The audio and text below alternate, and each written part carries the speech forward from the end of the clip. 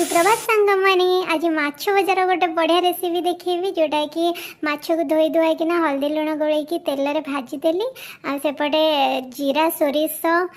Tomato पियाज रसुण को बतरे देती तो ताकू बाटीदेली एपटे जेजेमा नातींकर खेल चलती तो एपटे माछ सब तक भाजी देकिना रखीदेला ये कड़े सोरिष तेल देली से गोटे चामच देली कला जीरा भुसुंगा पत्र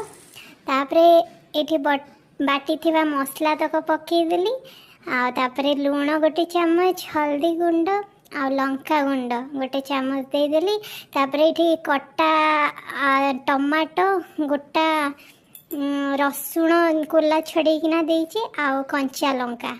यहाँ पकईदेले ना यार टेस्ट आहरी बढ़िया बढ़ी जाए तो आपको पकई देकिना गोले देकिना माछ को एमती पकईदेली सांगे सांग आ माछ को भल किना मसला सहित गोलेदेली गोले गोला देकी एबे ताको टिके धीमा आंचरे भाजीदेली तापरे माछ भजा देखते पूरा रेडी आपको पखाड़ सागर खावा को एते टेस्टी लगे तो एमती माछ भजा रेडी गला।